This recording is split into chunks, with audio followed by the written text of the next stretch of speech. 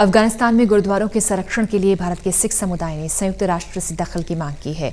सिख समुदाय अफगानिस्तान से सिखों के विस्थापन के बाद अपनी अफगानिस्तान में सिखों की धार्मिक धरोहरों को नष्ट कर देने का अंदेशा जता रहा है। इस मुद्दे को लेकर दिल्ली सिख गुरुद्वारा प्रबंधक कमेटी के पूर्व अध्यक्ष और जागो पार्टी के प्रेसिडेंट मंजीत जी के ने संयुक्त राष्ट्र को चिट्ठी लिखकर अफगानिस्तान में सिखों की संपत्तियों को संरक्षण देने की मांग की है। इस मुद्दे पर मंजीत जी के से हमारे सहयोगी कुलदीप शर्मा की खास बातचीत। हिंदू और सिखों के मामले में यूएनओ को चिट्ठी लिखी गई है। बातचीत करने के लिए मेरे साथ है मंजीत सिंह जीके जी।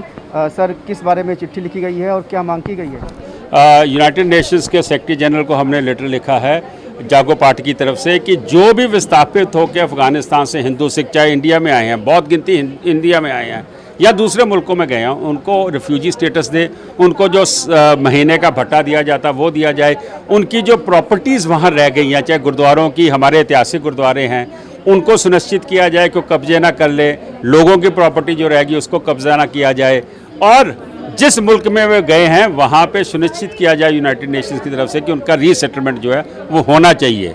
इसलिए हमने यूनाइटेड नेशंस को आज लेटर लिखी है। हमारे जो एडवोकेट हैं परमिंदर सिंह, वो आज लेटर देने यूनाइटेड नेशंस के ऑफिस जो लोधी कॉलोनी में वहाँ देंगे ताकि न्यूयॉर्क सेक्रेटरी जनरल को उनके थ्रू भेजा जाए।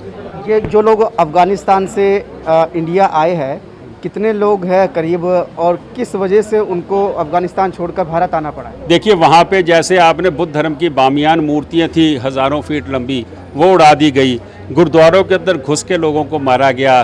कोविड के दौरान ही 26 लोग मारे, जिसमें बुज़ुर्ग थे, बच्चे थे, सारे लोग थे।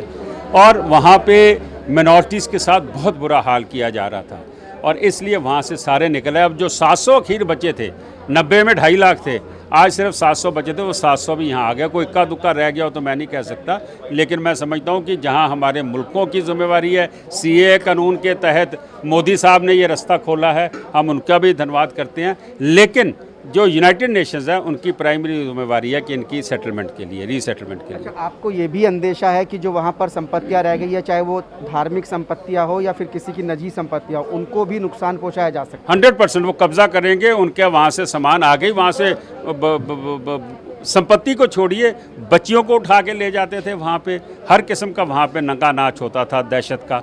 मैं समझता हूँ कि जो उनके पास उजड़ के यहाँ पे आए हैं, उनकी जो प्रॉपर्टी वहाँ रह गई, उनको ठीक दाम मिले, बेचना चाहें तो उनको बेचने का मौका मिलना चाहिए। क्या आपको नहीं लगता कि भारत सरकार को अफगानिस्तान सरकार से इस मसले पर बात करनी चाहिए? गवर्नमेंट ऑफ इंडिया ऑलरेडी कर रही है, क्योंकि मैं उसमें इन्वॉल्व हूँ। दोनों सरकारों की बात चल रही है, लेकिन वहाँ कहीं ना कहीं जो राज है वो बंदूक का चल रहा है। वहाँ की सरकार इतनी इफेक्टिव नहीं है, इसलिए यूनाइटेड नेशंस को चाहिए कि इसके अंदर इंटरवीन करें। तो बिल्कुल यहाँ पर यूनाइटेड नेशन से मांग की जा रही है कि वो इस मसले में दखल दे, क्योंकि जो सिख समुदाय है उनको ये डर है कि जो बड़ी संख्या में रिफ्यूजी लोग भारत आए अफ़गानिस्तान से, उसके बाद वहाँ पर धार्मिक संपत्तियों को नुकसान पहुँचाया जा सकता है। ऐसे में उनको बचाने के लिए यूनाइटेड नेशन को इस पूरे मामले में दखल देना चाहिए। कैमरामैन अतुल के साथ कुलदीप शर्मा, टोटल न्यूज़, दिल्ली।